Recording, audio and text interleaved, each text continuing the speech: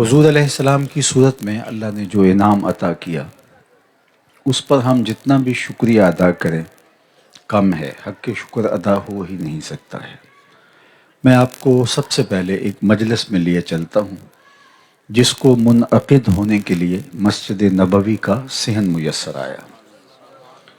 آقا کریم حجرہ انور میں جلوہ گر تھے کہ صحابہ بیٹھے ایک مجلس برپا کیے ہوئے تھے۔ اچانک حجرہ انور سے نکلے اور صحابہ کی مجلس میں تشریف فرما ہوئے اور فرمایا ما اجلسکم، صحابہ یہ جلسہ کاہے کا ہے، کیوں بیٹھے ہوئے ہو، مقصد جلوس کیا ہے؟ میں آپ سے اگر پوچھوں کہ ہم آج یہاں کیوں بیٹھے ہیں تو آپ کا برجستہ جواب یہی ہوگا کہ حضور کا ذکر سننے کے لیے۔ تو صحابہ نے برجستہ جو جواب دیا وہ سنیے۔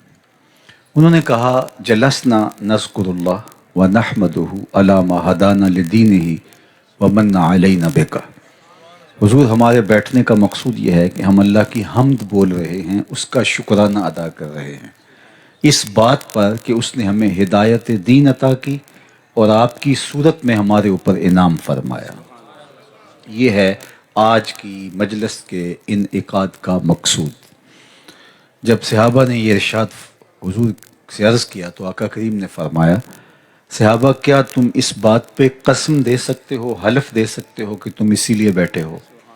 اب عمومی طور پہ اس طرح کی چیزوں سے پر حلف نہیں لیا جاتا۔ میں آپ سے پوچھا کیوں بیٹھے ہیں تو آپ نے کہا کہ حضور کے ذکر کے لیے بیٹھے ہیں، تو بات ختم ہو گئی۔ تو ایسے امور پر حلف عادتاً نہیں لیا جاتا، لیکن حضور علیہ السلام نے صحابہ سے فرمایا کہ تم اس بات پر کہ ہم اللہ کا شکر ادا کرنے بیٹھے ہیں کہ اسلام ملا، آپ ملے، تو اس پر تم سے حلف لینا چاہوں، قسم لینا چاہوں تو قسم دینے کے لیے تیار ہو؟ انہوں نے کہا جی حضور ہم قسم دینے کے لیے تیار ہیں، ہم اسی لیے بیٹھے ہیں۔ تو بات یہی نہیں رکی، بعض اوقات ہوتا بندہ تیار ہو جاتا تو بندہ کہتا ہو گئی۔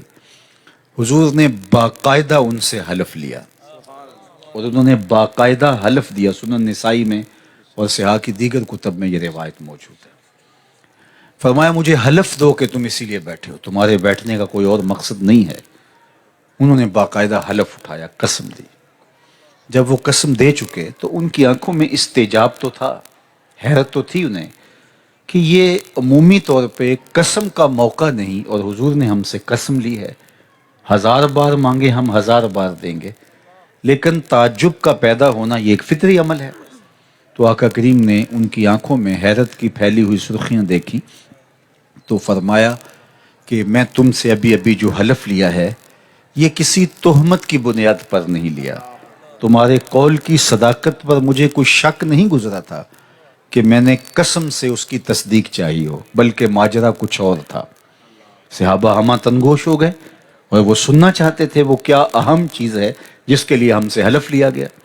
تو آقا کریم نے فرمایا کہ میں حجرے میں تھا، تم یہاں بیٹھے مجلس برپا کیے ہوئے تھے، اتانی جبریل علیہ السلام، میرے پاس جبریل امین حاضر خدمت ہوئے، فاخبرنی ان اللہ یباہی بکم الملائکہ، تو انہوں نے مجھے کہا محبوب آپ یہاں تشریف فرما ہیں، ذرا باہر تو نکل کے دیکھیے، آپ کے صحابہ کے اس عمل پر جو وہاں کر رہے ہیں اللہ فرشتوں میں ناز کر رہا ہے۔ وہ عمل کون سا عمل تھا جس پہ رب ہو کے فرشتوں میں فخر و مباحات کر رہے ہیں؟ وہ صحابہ مل بیٹھ کر حضور کے آنے پر اللہ کا شکرانہ ادا کر رہے ہیں۔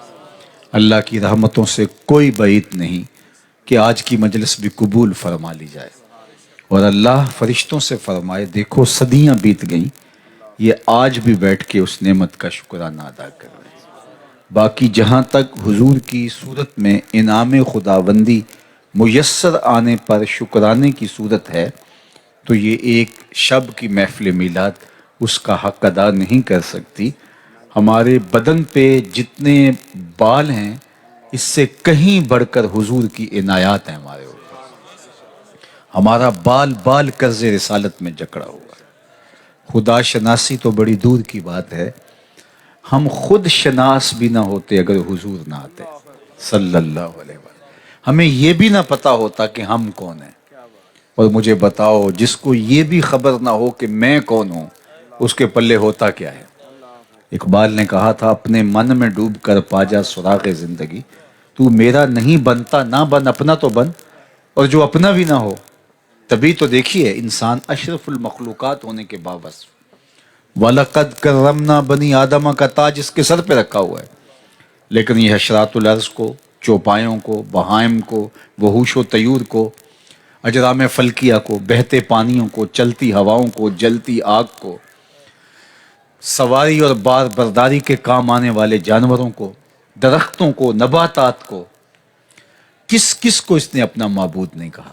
انسان کی تاریخ تو اتنی شرمناک ہے، یہ مچھلی پکڑنے کے لیے کانٹے کے ساتھ جو کیچوا لگایا جاتا ہے، کسی زمانے میں یہ بھی اس کا معبود رہا، اپنے ہاتھوں سے پتھر کا ٹکڑا تراشتا اور اس صنم کو اپنا معبود بنا لیتا، لکڑی کے وسن کو اس نے خدا مانا، مٹی کے مادوں کے آگے اس نے اپنی پیشانی کے تقدس کو پامال کیا، آٹا گوند کر کے اس کا ایک مجسمہ تیار کر کے دھوپ میں خشک کرتا اور اس کی پوجا پاٹ کرتا، اور جب بھوک زیادہ تنگ کرتی اور کھانے کے لیے اور کچھ نہ ہوتا تو اسے ہی کوٹتا، پانی ملاتا، گوندتا اور روٹی پکا کے کھاتے ہوئے کہتا میرے خدا اب کام نہیں آئے گا تو کب آئے گا، اب تو بھوک سے میری جان نکل رہی ہے۔ یہ اجرام فلکیہ کو، درختوں کو، چوپایوں کو، جانوروں کو پوچھتا رہا، یہ کیوں؟ اس لیے کہ اسے اپنی ہی شناخت نہیں تھی کہ میں کون ہوں۔ اگر اپنا علم ہوتا کہ میں کون ہوں تو یہ ساری چیزیں تو انسان کی ضرورت کے لیے، خدمت کے لیے، نوکری کے لیے، ذوق نظارہ کی تسکین کے لیے پیدا کی گئی۔ وَالَّذِي خَلَقَ لَكُم مَّا فِي الْأَرْضِ جَمِيعًا، زمین میں جو کچھ ہے یہ حضرت انسان کے لیے پیدا کیا گیا ہے، اور یہ ان کو معبود سمجھ رہا ہے جو اس کی نوکری اور خدمت کے لیے پیدا کیے گئے۔ اے تماشا گاہ عالم روئے تو کجا بہرے تماشا می روی، دنیا تجھے ڈھونڈنے نکلی ہے، تو کس کی تلاش میں نکلا؟ اس نے اپنی خودی کو ہی نہیں پہچانا تھا، اپنے آپ سے ہی آگاہ نہیں ہوا تھا۔ یہ تو میرے حضور علیہ السلام نے آ کے بتایا میاں یہ تیرے معبود نہیں ہیں، تیری دہلیز کے نوکر ہیں۔ ان جانوروں کو پوچھتا ہے یہ تو تیری سواری کے لیے، بار برداری کے لیے، تجھے دودھ اور گوشت کی ضروریات فراہم کرنے کے لیے پیدا کیے گئے ہیں، تو ان کو خدا سمجھ بیٹھا۔ یہ نباتات، یہ درخت تجھے چھاؤں فراہم کرنے کے لیے، تیری غذائی ضرورتوں کو پورا کرنے کے لیے، تجھے پھل دینے کے لیے، تجھے آکسیجن فراہم کرنے کے لیے، تیرے ایندھن کے کام آنے کے لیے پیدا کی گئی، تو ان کو خدا سمجھ بیٹھا۔ یہ چاند، سورج، ستارے تیری راہوں میں روشنی اجالنے کے لیے، تیرے ذوق نظر کے قرار کے لیے پیدا کیے گئے، اور تو ان کو خدا سمجھ بیٹھا۔ نہیں تو دیکھ اس چاند کو خدا مانتا ہے، یہ دیکھ انگلی اٹھتی ہے اور یہ ٹکڑے ہو کے قدموں میں آتا ہے۔ سورج کو معبود مانتا ہے، یہ دیکھ اشارہ ہوتا ہے اور یہ بھاگتا ہوا عصر کے وقت پہ آتا ہے۔ درختوں کو معبود کہہ رہے، جا میں نہیں تو ہی کہہ دے تو میں اللہ کا رسول بلا رہے، اور درخت دوڑتا ہوا آ کے قدموں میں سلامی دیتا ہے۔ پتھروں کو خدا مانتا ہے، یہ دیکھ مٹھی ابو جہل کی ہے اور پتھر کلمے محمد عربی کے پڑھ رہے ہیں۔ اب اس کی آنکھ کھلی کہ جن کو میں خدا مانتا تھا وہ تو میری دہلیز کے نوکر نکلے، وہ تو انگلیوں پہ بھاگ رہے ہیں، وہ تو اشاروں پہ رقص کرتے نظر آ رہے ہیں۔ اللہ اکبر! اب اسے سمجھ آئی اور اب اس کا لہجہ ہی تبدیل ہو گیا۔ اب اس کی بدلی ہوئی ٹون دیکھیے، اس کا بدلا ہوا لہجہ اور انداز دیکھیے۔ یہ جو ان کو معبود مانتا تھا اب اس کی اڑان دیکھیے، اب بولتا ہے فرشتہ کہنے سے میری توقیر گھٹتی ہے، میں مسجود ملائک ہوں، مجھے انسان رہنے دو۔ کہتا ہے خبردار، مجھے فرشتہ بھی کہا، اس سے بھی میری عزت میں فرق آتا ہے۔ اب اسے سمجھ آئی پرے ہے چرخ نیلی فام سے منزل مسلمان کی، ستارے جس کی گرد راہوں وہ کارواں تو ہے، کانپتا ہے دل تیرا اندیشہ طوفان سے کیا، نا خدا تو، بحر تو، کشتی بھی تو، ساحل بھی تو، دیکھ آ کر کوچائے چاکے گرے ماں میں کبھی، کیس تو، لیلا بھی تو، صحرا بھی تو، محمل بھی تو، وائے ناکامی کہ تو محتاج ساکی ہو گیا، میں بھی تو، خرد کی روشنی تھی نہ جنوں کی آگہی تھی، نہ خرد کی روشنی تھی نہ جنوں کی آگہی تھی، تیری رہبری سے پہلے یہ جہاں جہاں نہیں تھا، تیرے آستان سے پہلے کوئی آستان نہیں تھا، میں وہ زمین تھی جس کا کوئی آسمان نہیں تھا۔ تو زندگی کا سارا اجالا، زندگی کی ساری روشنیاں، زندگی کا سارا جمال اور نور اور سرور حضرت انسان کو ملا ہے تو میلاد والے رسول کی چوکھٹ سے ملا ہے۔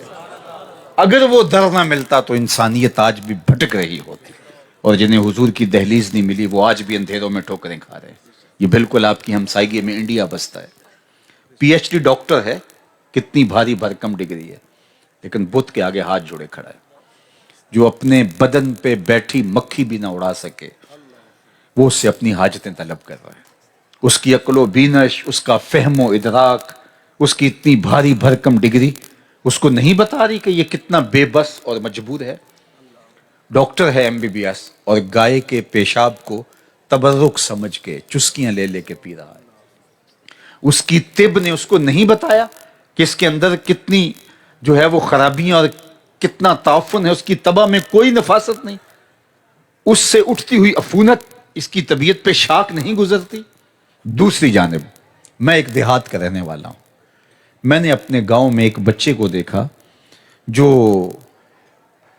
ٹوٹیوں پہ اپنے پائنچوں کو مل مل کے دھو رہا تھا، تو پانی اس نے کچھ زیادہ کھولا تھا، تو میں نے جھڑکنے کے لہجے میں کہا کہ تم نے اتنا زیادہ پانی کھول رکھا ہے، تو لجاجت بھرے لہجے میں مجھے جواب دیتا ہے کہ حضرت میں گلی سے گزر رہا تھا، کسی جانور کے پیشاب کا چھینٹا میرے پانچے پہ گر گیا اور میں سکول جا رہا ہوں۔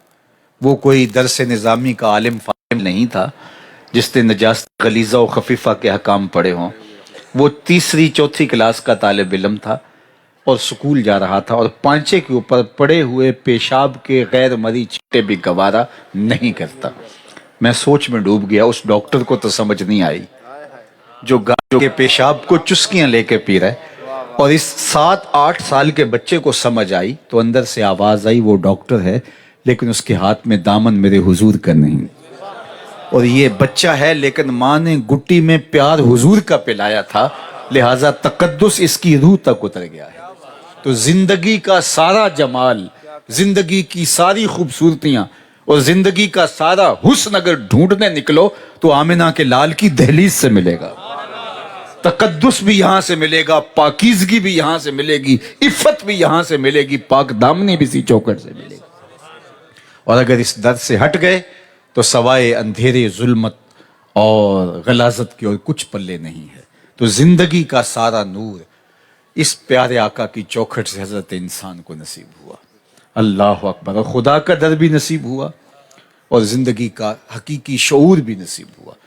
بلکہ میں ایک جملہ کہنا چاہتا ہوں، آپ کو دنیا کے اوپر کہیں بھی کوئی خیر نظر آتی ہے، کوئی قدر نظر آتی ہے، کوئی اچھائی دکھائی دیتی ہے، کوئی ضابطہ اور قانون نظر آتا ہے، تو آپ بلا جھجک کہہ سکتے ہیں وہ میلاد والے رسول کی عطا ہے۔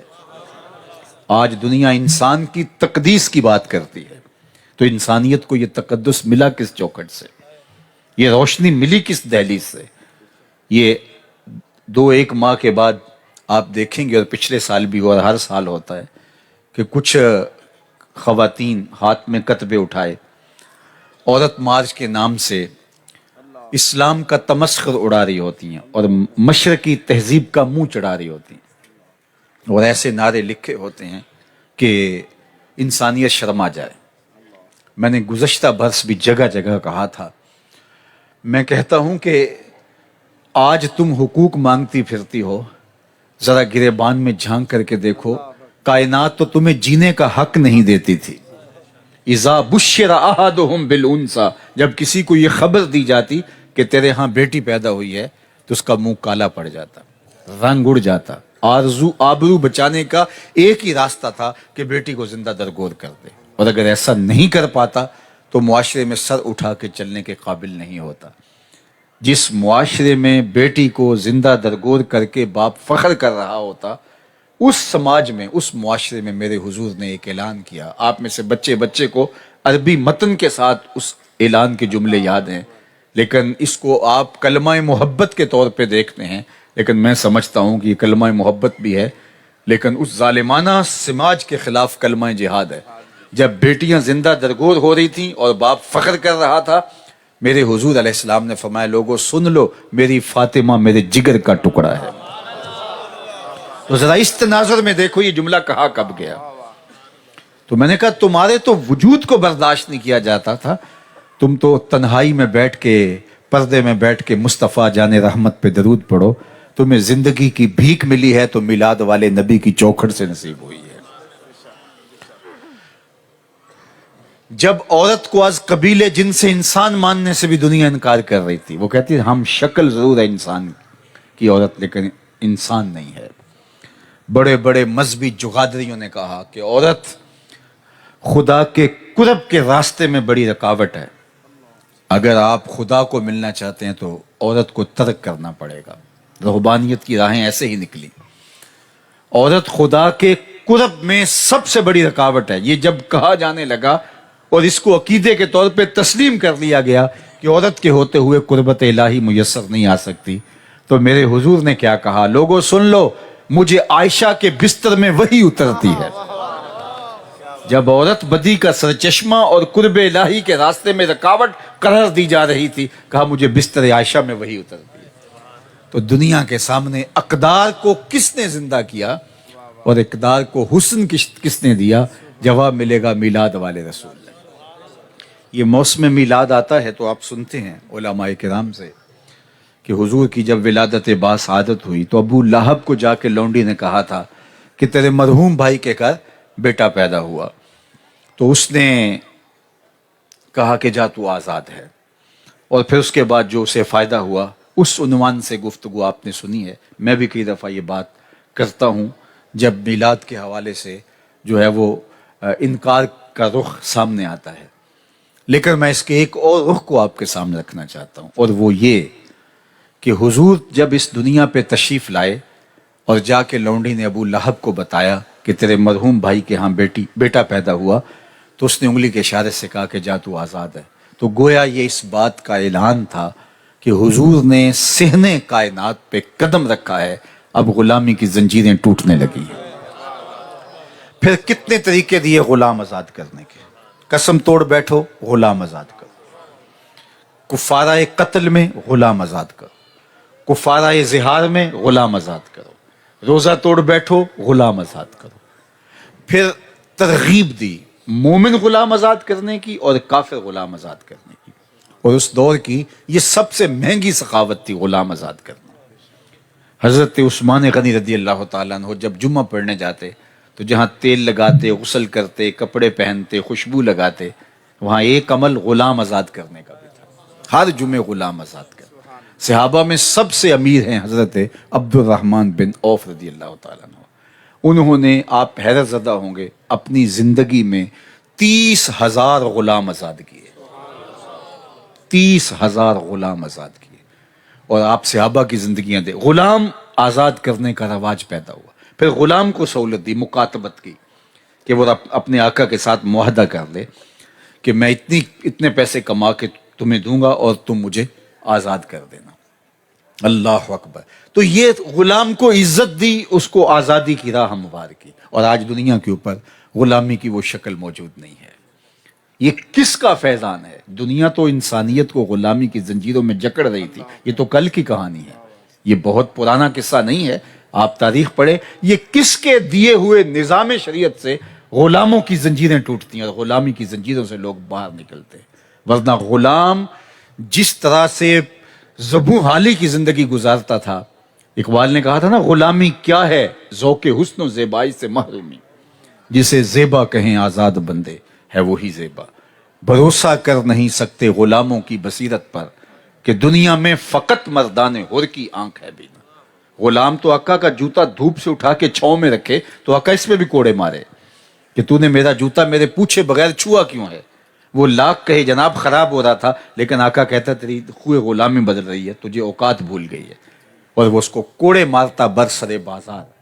جب غلام اس ذلت کی چکی میں پس رہا تھا، میرے حضور معراج سے واپس پلٹتے ہیں اور بلال حبشی کو بلا کے کہا تو کون سا نیک عمل کرتا ہے؟ میں جنت میں تیرے قدموں کی آہٹ سنتا رہا ہوں۔ کیا خیال ہے اس ایک جملے نے دور غلامی کی ساری تھکن اتار نہیں دی ہوگی؟ اور بلال فرش سے اٹھ کے فراز عرش پہ نہیں پہنچ گیا ہوگا؟ جس کو آقا جوتے نہ چھونے دے، اس کو دو جہاں کا سردار کہہ رہا ہے میں تیرے قدموں کی آہٹ سنتا رہا ہوں۔ اللہ اکبر۔ غلام، آپ کبھی یہ منڈی مویشیاں میں جاتے ہیں، کم از کم عید کے ایام میں تو آپ لازمی جاتے ہیں، تو جس طرح وہاں جانوروں کی خریداری ہوتی ہے، اس کا منہ کھول کے دانت دیکھے جاتے ہیں اور کمر ٹٹول کے دیکھا جاتا ہے کہ اس کا وزن کیا ہے. یہی حال دنیا کی منڈی میں جہاں انسان بکتے تھے، کمر پہ بوجھ رکھ کر کے چلا کے دیکھا جاتا ہے یہ کتنا بوجھ اٹھا سکتا ہے اور اس کی بولی اسے حساب سے دی جائے. اور جو غلام جس طرح بولیاں لگتی، کتنا درد. زنزیبار کے اندر میں وہ جگہیں دیکھی ہیں جہاں پورے افریقہ سے غلام لا کر کے جو ہے وہ پھر آگے پوری دنیا کو سپلائی کیے جاتے تھے. اب وہاں غلام تو نہیں ہے، لیکن اس تصور سے رونگٹے کھڑے ہو جاتے ہیں کہ ایک ہی پھٹے کے اوپر ماں اور بیٹی اکٹھی بکنے کے لیے آئی کھڑی ہے. آپ مجھے بتائیے، میں اور آپ بیٹیاں رکھتے ہیں، ماں اپنی بیٹی کو مرضی سے پوری چھان پھٹک کر کے رشتہ طے کرتی ہے، بیٹی کی بھی مرضی معلوم کر کے، اس کی بھی رضا معلوم کر کے، پھر بھی جب بیٹی کو رخصت کرتی ہے تو ماں کے دل پر جو کیفیت ہوتی ہے دنیا کے کسی ترازو پہ اس درد کو نہیں تولا جا سکتا. اگرچہ دوسرے دن انہوں نے بیٹی کو ملنے جانا ہوتا ہے اور تیسرے دن بیٹی نے پھر رہنے آنا ہوتا ہے، لیکن اس کے باوجود یہ مرحلہ بھی کسی ماں سے پوچھیے، یہ کسی باپ سے پوچھیے، لیکن یہاں ماں اور بیٹی ایک ہی پھٹے پہ بکنے آئی ہیں اور خریدنے والا ایک شرق کا رہنے والا ہے اور ایک غرب کا. ماں کو کسی نے اور خرید لیا، بیٹی کو کسی نے اور خرید لیا، اور وہ لے کے رخصت ہوا. اب مجھے بتائیے کہ یہ ان کی آخری ملاقات ہے، دوبارہ زندگی میں ملنا بھی نہیں ہے، اور دونوں بک کے جا رہی ہیں، غلام بن کے جا رہی ہیں. تو یہ آپس میں جب جدا ہوتی ہوں گی تو ان کے ٹپکتے ہوئے آنسوؤں کا وزن کون سا پیمانہ کر سکتا ہے؟ ایک ہی پھٹے کے اوپر دو حقیقی بھائی بکنے کے لیے غلام بن کے آئے ہیں، اور ایک ادھر کا رہنے والا اس کو خرید کے لے جاتا ہے اور دوسرے کو دوسرے ملک کا، اور یہ آپس میں جب جدا ہوتے ہیں اور ملتے ہیں اور پھر زندگی بھر نہیں ملنا، تو مجھے بتائیے کہ کیا کیفیت ہوتی ہوگی. دنیا اس کرب سے گزر رہی تھی، اس مصیبت سے گزر رہی تھی کہ میرے حضور نے فرمایا کہ تمہارے غلام تمہارے بھائی ہیں، جو خود کھاتے ہو انہیں کھلاؤ. اور اس جابرانہ نظام کو روک دیا اور اس کے لیے راستہ دیا، اور دنیا کو آزادی کا نور اگر نصیب کیا ہے تو وہ میلاد والے رسول نے دیا ہے. تو اس لیے یہ میں سمجھتا ہوں کہ اگر حضور تشریف نہ لاتے، یہ ہم الجھ کے رہ گئے نا، میلاد منانا چاہیے نہیں منانا چاہیے، ہم تو فرقوں کی لڑائی بنا لی. یہ تو پوری انسانیت کے کندھوں پہ قرض ہے. حضور علیہ الصلوۃ والسلام کا شکرانہ ادا کرنا اور اللہ کے محبوب کو خراج پیش کرنا، یہ تو اسود و احمر، کالے اور گورے، مشرق اور مغرب کے رہنے والے تمام لوگوں کے ذمے قرض ہے کہ وہ شکریہ ادا کرے محمد عربی کا، جن کے صدقے سے انسانیت کو تقدس نصیب ہوا. ورنہ بھٹکتی ہوئی انسانیت آج کس گڑھے میں گری ہوتی اور اس کے کہنے کی کوئی آواز بھی سننے والا نہ ہوتا. تو یہ زندگی کا سارا حسن، قرآن نے کہا نا فذالک الذی یدعو الیتیم، یہ وہ بد نصیب شخص ہے جو یتیم کو دھکے دیتا ہے. تو قرآن نے ایسے تو نہیں کہہ دیا، وہ یتیم کو عملاً دھکے دیا کرتے تھے. وہ یتیم کو کھانا تو کھلا دیتے تھے لیکن یتیم کو عزت نہیں دیتے تھے. قرآن نے یتیم کے لیے عزت مانگی ہے. بچا ہوا کھانا آپ نے دے دیا کسی کو تو یہ تو کوئی کمال نہیں ہے. عزت نفس انسان کی سب سے بڑی جو ہے وہ ضرورت انسان کی عزت ہے. جب انسان کبھی چلتے چلتے کیچڑ میں گر بھی جائے تو وہ یہ بعد میں دیکھتا ہے کہ مجھے چوٹ آئی ہے کہ نہیں، پہلے دیکھتا ہے کہ مجھے کسی نے دیکھا تو نہیں. اسے اپنی عزت بہت عزیز ہوتی ہے. تو کھانا دینا کمال نہیں ہے، عزت دینا کمال ہے. سورہ الفجر اٹھائیے، قوموں کی تباہیوں اور بربادیوں کے حوال جہاں بیان کیے گئے تو کہا یہ نہیں ہے کہ تم کھانا نہیں کھلاتے، بلکہ کیا کہا؟ کلا بل لا تکرمون الیتیم، تمہارا مسئلہ یہ ہے کہ تم یتیموں کو عزت نہیں دیتے. اس کے بعد کھانے کا درجہ آیا. تو تکریم دینا، عزت دینا. اب سنو حضور کا ایک فرمان، ہمارے ماں باپ ان پہ قربان ہیں. اللہ کے محبوب سوال پوچھتے ہیں، اس کا جواب دیتے ہیں. اس کائنات میں سب سے اچھا گھر کون سا ہے؟ میں اگر آپ سے پوچھوں سب سے اچھا گھر کون سا ہے تو ہر شخص کی رائے اس کی اپنی چاہت کے مطابق ہوگی. کسی نے کہا جناب جو برلب سڑک ہوگا وہ گھر اچھا ہے. کسی نے کہا جناب مجھے تو دیہات کا گھر اچھا لگتا ہے. ہوائیں تو تازہ ہوتی ہیں، فضائیں تو شفاف ہوتی ہیں۔ کسی نے کہا علی نصب سوسائٹی کے اندر جو گھر ہے وہ اچھا ہے، وہاں سیکورٹی کے کتنے حصار ہوتے ہیں۔ کسی نے کہا نہیں جناب، جو ساحل سمندر پہ ہوگا، تا حد نظر پھیلا ہوا پانیوں کا منظر طبیعت میں کیا شگفتگی پیدا کرتا ہے۔ کسی نے کہا پہاڑ کی چوٹی کے اوپر گھر اچھا ہے، کسی نے کہیں بھی ہو کشادہ ہو تو اچھا ہے۔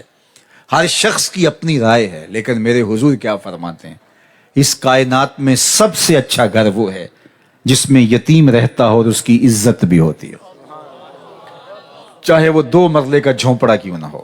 2 شرطیں، یتیم رہتا ہو اور اس کی عزت، ذلیل ہو کہ نہیں، عزت کے ساتھ رہتا ہو۔ وہ گھر کائنات کا بہترین گھر ہے، آسمان کے فرشتے بھی جھک جھک کے ایسے گھروں کی زیارت کرتے ہیں جہاں یتیم کی کفالت ہوتی ہے، اس کی عزت ہوتی ہے اور اس کو تکریم دی جاتی ہے۔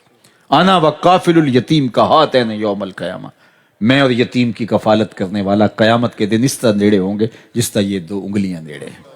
اللہ، ہمارے دین نے تو ہمیں یہاں تک کہا کہ جہاں بچے مشترک کھیل رہے ہوں، تمہارا بچہ بھی ان بچوں میں کھیل رہا ہو، تو تم نے آواز دے کے بچے کو بلانا ہو تو نام لے کے آواز دو، بیٹا کہہ کے آواز نہیں دینی۔ وہ میرا بیٹا ہے، آواز کہہ کے بیٹا کہہ کے پکاروں تو حرج بھی کیا ہے؟ کہا ہو سکتا ہے ان بچوں میں کوئی یتیم بھی کھیل رہا۔ بیوہ کے سامنے اپنی بیوی سے ملاطفت کرنے سے روکا گیا ہے۔ اللہ اکبر، یہاں تک فرمایا اپنے گوشت کی خوشبو سے غریب ہمسائے کو تکلیف نہ دو، یا تھوڑا سا پانی زیادہ ڈال لو، شوربے کی پیالی ہمسایوں کے گھر بھی بھیج دو، اس سے تمہارا کوئی نہیں بگڑے گا۔ اور اگر ایسا نہیں کر سکتے تو ایسے زاویے میں کھانا پکاؤ کہ ان بچوں تک اس کی مہک نہ جا سکے۔ بچے ضد کر بیٹھے، مزدور باپ پوری نہ کر سکا، ان بلکتے ہوئے بچوں کے آنسو کون پہنچے گا؟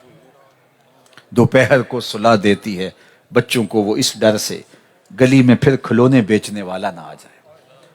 معاشرے کے جذبات کا لحاظ رکھنے کی ایسی تلقین، ایسی نزاکت آپ کو کہیں نہیں ملے گی جو آمنہ کے لال نے دی۔ اللہ اکبر، حضور یتیم ہو کے یتیم پرور تھے۔ السمال الیتام عصمت للارامل، یہ حضور کی شان ہے، یتیم ہو کے یتیم پرور ہے، اور دنیا کو سلیقہ مند زندگی کا سبق سکھایا۔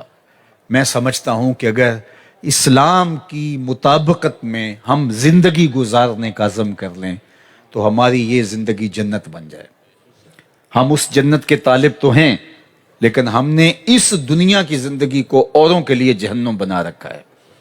اگر ہم اس جنت کے طالب ہیں تو اس دنیا کی زندگی کو لوگوں کے لیے جنت بنانے کی کوشش کریں۔ ہم نے تو جنت کا تصور ہی، ہمارا خطیب بولتا ہے تو جنت کا ذکر چھیڑتے ہی سیدھا حوروں تک پہنچ جاتا ہے۔ میں اس کا انکار نہیں کرتا، حور عین کا تذکرہ ہے، لیکن مولوی صاحب جس طرح حور کا نقشہ کھینچتے ہیں اور جس طرح بات کرتے ہیں، جنت کے نقشے اللہ نے قرآن میں اتنے دل پذیر بیان کیے۔ میں ایک نقشہ آپ کے سامنے رکھتا ہوں، جنت کا کیا خوبصورت نقشہ میرے رب نے کیا، لا یسمعون فیہا لغوا ولا تاثیما۔ جنت اتنا عالی مرتبت مقام ہے جہاں آپ کو لغو بات سننے کو نہیں ملے گی، اتنا پاکیزہ ماحول ہے جنت کا۔ ایسی بات جو کسی کے کان پہ گراں گزرے، طبیعت پہ بوجھ آئے، مزاج پر بوجھ آئے، ایسی بات بھی آپ کو جنت میں نہیں ملے گی۔ ایسا پاکیزہ اور خوشگوار ماحول ہے جنت کا۔ تو کیا ہم آج اپنے ہمسایوں کے لیے، اپنے رشتہ داروں کے لیے، اپنے بستی اور اپنے شہر اور اپنے محلے کے لوگوں کے لیے اچھا ماحول نہیں بنا سکتے؟ اگر گھر کا کوڑا ہم نے گھر سے نکال لیا ہے تو ہم 2 ایکڑ دور بھی تو جا کے پھینک سکتے ہیں۔ ہم نے گلی میں پھینک کے، ہمسائے کے گھر کے سامنے پھینک کے سمجھا کہ شاید میں نے اپنا گھر صاف کر لیا، وہ تیرا گھر نہیں تھا، وہ گلی تیری نہیں تھی، وہ گاؤں تیرا نہیں تھا۔ تو ہم نے لوگوں کے لیے اذیتیں کھڑی کر دی، اور اذیتوں کو کھڑا کر کے سمجھتے ہیں کہ ہم جو ہے وہ جنت کے حقدار بنیں گے۔ جب لوگوں کے لیے اس دنیا کو جنت بنائیں گے تو اللہ جنت کی راہیں آسان کر دے گا۔ اسلام کی تعریف کیا ہے؟ ہم نے صرف سجدے سمجھے، ہم نے قیام اور رکوع سمجھا، روزے رکھیں گے تو ہم مسلمان ہیں۔ میرے حضور کیا فرماتے ہیں؟ المسلم من سلم المسلمون من لسانہ و یدہ۔ مسلمان کون ہے؟ جس کے ہاتھ سے، جس کی زبان سے دوسرا مسلمان محفوظ ہے۔ ہمارے ہاں جو تحیت المسلم ہے، کتنا خوبصورت لفظ ہے، السلام علیکم، کیا مطلب ہے اس کا؟ السلام علیکم یہ ضمانت ہے جو ہم کسی کو دے رہے ہیں. جب ہم کسی کو کہتے ہیں السلام علیکم تو اس کا معنی کیا ہے؟ تیرے اوپر سلامتی ہو، تیری جان، تیرا مال، تیری آبرو، تیری عزت میری جانب سے محفوظ ہے. تو وہ کیا کہتا ہے؟ وعلیکم السلام. اگر تو مجھے یہ ضمانت دیتا ہے تو تو بھی بے فکر ہو جا، تیری عزت، تیرا مال، تیری آبرو میری جانب سے بھی محفوظ ہے. یہ ضمانت ہے. ہارون رشید کا زمانہ تھا تو ایک قیدی سے پوچھا گیا تیری آخری آرزو؟ اس نے کہا میں ہارون رشید سے ملنا ہے. بادشاہ سے پوچھا گیا، کہا لے آؤ آخری آرزو ہے. تو جو ہی دربار میں داخل ہوا اس نے بلند آواز سے کہا السلام علیکم. بادشاہ نے کہا وعلیکم السلام. کہا آرزو پوری ہوگی، اس کو لے جاؤ اور پھانسی دے دو. اس نے کہا آپ مجھے پھانسی نہیں دے سکتے. کہا کیوں؟ کہا بادشاہ نے مجھے سلامتی دے دی ہے، مجھے امان دے دی. کہا کب اس نے کہا؟ اس نے کہا نہیں وعلیکم السلام، تیرے اوپر سلامتی ہو. تو جب ہم کسی کو ضمانت دے چکے ہوتے ہیں پھر کس طرح ہم اس کو نقصان پہنچا سکتے ہیں؟ ہمارا دین جب ہم ملتے ہیں تو سلامتی کی دعا سے، اور سلامتی کا مفہوم یہ نہیں کہ ہم نے زبان سے ادا کر دیا. یہ دین ہماری زبان اور ہونٹوں پہ نہیں اترا، یہ دین ہمارے رویوں پہ اترا ہے، یہ دین ہمارے دل پہ اترا ہے، ہمارے عمل کا حصہ ہونا چاہیے. لیکن ہم نے دین کو سمجھا شاید ہماری زبان کی نوک پہ اتر گیا، اور یہاں ہم نے جو ہے وہ زبان سے اپنے آپ کو مسلمان کہہ لیے تو کافی ہو گیا. چو می گوئے مسلمانم بلرزم کہ دانم مشکلات لا الہ.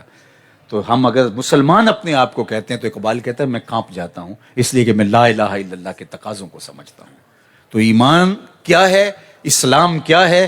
المسلم من سلم المسلمون من لسانہ و یدہ. تو اپنے آپ کو، اپنے رویوں کو، اپنے طرز زندگی کو، اپنے انداز معاشرت کو حضور کے لائے ہوئے طریقے کے مطابق ہم نے ڈھالنا ہے. میرا اور آپ کا یہ انداز محبت میں سمجھتا ہوں کہ حضور کی بارگاہ میں قابل قبول ہے، لیکن ایسا نہیں ہے کہ میرا یہ انداز محبت مجھے باقی دین کو فراموش کرنے کا بہانہ بنا دے کہ کوئی بات نہیں، میں نے ایک اچھا جلسہ کر لیا تو بس میرے لیے کافی ہے. میں نے چہک چہک کے، لہک لہک کے نعرے لگا لیے تو شاید میرے عشق کو سند مل گئی، اب میں جو مرضی کرتا پھروں، کسی کے جبے پھاڑوں یا کسی کی پگڑیاں نوچوں تو مجھے کوئی جو ہے وہ پوچھنے والا نہیں، اس لیے کہ میں عاشق رسول ہونے کی سند لے لی ہے. نہیں، اللہ کے محبوب کا ایک فرمان سنو اور میری گفتگو اختتام کو پہنچی. اللہ کے پیارے محبوب نے وضو کیا. صحابہ وضو کا پانی زمین پر نہیں گرنے دیتے. کائنات میں کسی نے کوئی ایسا عاشق نہیں دیکھا ہوگا جیسے صحابہ تھے. حافظ شیرازی نے کہا کہ زمانے میں اپنے محبوب سے مخاطبت کرتے ہوئے کہتا ہے زمانے میں میرے جیسا عاشق آپ نے نہیں دیکھا ہوگا اور کبھی ہوا نہیں ہوگا. اور پھر کہتا ہے اس لیے کہ تیرے جیسا سونا بھی تو کوئی نہیں. چونکہ عشق کی گرمی جو ہے وہ حسن کی فراوانی سے ہوتی. اللہ اکبر. فرصت کشم کشم دے این دل بے قرار را، یک دو شکن زیادہ کن گیسوئے تابدار را. تو جس قدر حسن فراواں ہوگا اس قدر عشق فراواں ہے. اگر زمانے نے ابو بکر و عمر جیسا، عثمان و حیدر کرار جیسا اور بلال حبشی جیسا عاشق نہیں دیکھا تو محمد عربی جیسا سونا بھی تو زمانے میں کوئی نہیں. آپ نے محبت کی لوک داستانیں سنی ہوگی لیکن ایسا تو نہیں دیکھا ہوگا کسی نے کسی کا پانی بھی اور کسی کے بدن کا اترن بھی زمین پر نہ گرنے دیا ہو. صحابہ ہاتھوں میں لے رہے ہیں. بلکہ ایک بار ایسا ہوا حضور نے پچنے لگوائے تو ایک لگن میں خون جمع ہو گیا تو ایک صحابی سے کہا جاؤ اس کو ایسی جگہ ٹھکانے لگاؤ جہاں کسی کے قدم نہ پڑیں. وہ گئے اور ایک پتھر کی اوٹ میں بیٹھ کے نوشے جھانک کر لیا. واپس پلٹے تو حضور نے فرمایا ٹھکانے لگائے؟ جی جی حضور ایسی جگہ جہاں کسی کے قدم نہیں پہنچ سکتے. حضور مسکرائے اور فرمایا لعلک شربت، شاید تم پی آئے ہو. قال نعم، جی حضور. تو آقا کریم ناراض نہیں ہوئے کہ تم نے خون کیوں پیا. آقا کریم فرمایا یا غلام قد حررت نفسک من النار، اے بیٹے تو نے اپنے آپ کو آتش دوزخ سے بچا لیا ہے. وضو کے پانی کو زمین پہ نہیں گرنے دیتے، کسی کے ہاتھوں پہ آتا ہے اور وہ اپنے ہاتھوں کو اپنے چہروں پہ مل لیتے ہیں. اور جس کو وہ پانی میسر نہیں آتا وہ گیلے ہاتھوں سے ہاتھ رگڑ کے اپنے چہروں پہ مل لیتے. آقا کریم نے جب صحابہ کی اس عمل کو دیکھا تو فرمایا ما یحملکم علی ھذا، تمہیں اس بات پر کس نے ابھارا کہ تم میرے وضو کے پانی کو زمین پر نہیں گرنے دے رہے. تو صحابہ نے عرض کی حب اللہ و رسولہ، اللہ اور اس کے رسول کی محبت. تو اللہ کے محبوب نے ان کی اس محبت کی نفی نہیں کی لیکن کہیں دین کے باقی پہلو فراموش نہ ہو جائیں اور قیامت تک آنے والے لوگوں کے لیے راہ عمل بتایا. فرمایا جو یہ چاہے کہ اللہ اور اس کے رسول سے محبت کرے اور اللہ اور اس کا رسول اس سے محبت فرمائے، اس کو 3 کام کرنے چاہیے. یعنی تمہارا یہ عمل بھی قابل قبول ہے، لیکن فرمایا اس کو 3 کام کرنے چاہیے. سب سے پہلا، جب بولے سچ بولے، سب سے پہلا عمل. دوسرا فرمایا جب اس کے پاس امانت رکھی جائے تو اس میں خیانت نہ کرے. تیسری بات، جب کوئی اس کی ہمسائیگی میں آ بسے تو مجاورت کا، ہمسائیگی کا حق ادا کرے. یعنی تمہارا یہ عمل کہ تم میرے وضو کے پانی کو زمین پر نہیں گرنے دے رہے، اور یہ صحابہ نے بار بار کیا، حدیبیہ کے مقام پہ بھی ہوا، یہاں بھی ہوا، اس کے علاوہ بھی مختلف مواقع پہ ہوا. حضور نے منع نہیں کیا اور فرمایا حکم بھی نہیں دیا، لیکن محبت محبوب کو منانے کے ڈب خود سیکھتی. لیکن کہا کہ کہیں اس وجہ سے باقی سارا دین نظر انداز نہ ہو جائے. صحابہ نے تو مجھ سے دین سیکھا ہے، لیکن بعد میں آنے والے مظاہر محبت کے کچھ انداز اختیار کر کے باقی دین نہ ترک کر بیٹھے. اس لیے 3 چیزوں کی خاص طور پہ تاکید کی. سب سے پہلی چیز کہ جب بھی بولو سچ بولو. یہ ہمارا دین سچ پہ کھڑا ہے، اور ہم اس نبی کے ماننے والے ہیں جس کو کافر بھی صادق اور امین کہتے تھے. ہمارے اندر جھوٹ کہاں سے اتر آیا جب ہمارے نبی صادق بھی تھے اور ہمارے نبی امین بھی تھے؟ آج ہمارا تاجر بولتا ہے جناب اگر جھوٹ نہ بولے تو سودا ہی نہیں بکتا. تو میں نے کہا جاپان والے کیسے پوری دنیا پہ بیچ رہے ہیں. اللہ کے محبوب سے پوچھا گیا کہ مومن بزدل ہو سکتا ہے؟ فرمایا نہیں، بہادر ہوتا ہے. لیکن ہو سکتا ہے کبھی بزدلی بھی کر جائے، آخر بشر ہی تو ہے. دوسرا سوال، مومن بخیل ہو سکتا ہے؟ کہا سخی ہوتا ہے. لیکن ہو سکتا ہے کبھی اس سے بخل بھی ہو جائے، آخر بشر ہی تو ہے. بلکہ ایک روایت میں آیا کہ اولاد مبخلتن و مجبنتن، جو اولاد ہے بندے کو تھوڑا تھوڑا بخیل بنا دیتی ہے اور تھوڑا تھوڑا بزدل بنا دیتی ہے. اولاد نہیں ہوتی تو بندہ بڑا بہادر ہوتا ہے. اولاد ہو جائے تو اس کو ہوتا ہے کہ میرے بچے میرا انتظار کر رہے ہیں، تو کسی مشکل جگہ چھلانگ لگانے سے وہ ڈرتا ہے. تو کہا اولاد مبخلتن و مجبنہ، تھوڑی تھوڑی بخیل بھی بنا دیتی ہے اور بزدل بھی بنا دیتی ہے. لیکن فطرتاً مومن سخی ہوتا ہے، ہو سکتا ہے کبھی بخل ہو جائے. فطرتاً مومن بہادر ہو سکتا ہے کبھی کمزوری دکھا جائے. تیسرا سوال حضور سے پوچھا گیا کہ مومن جھوٹا ہو سکتا ہے؟ فرمایا جھوٹا نہیں ہو سکتا. یہ طے ہے کہ مومن ہو اور جھوٹا ہو یہ نہیں ہو سکتا. جھوٹ کا اور ایمان کا کیا تعلق ہے؟ ایمان تو نام ہی سچائی کا ہے.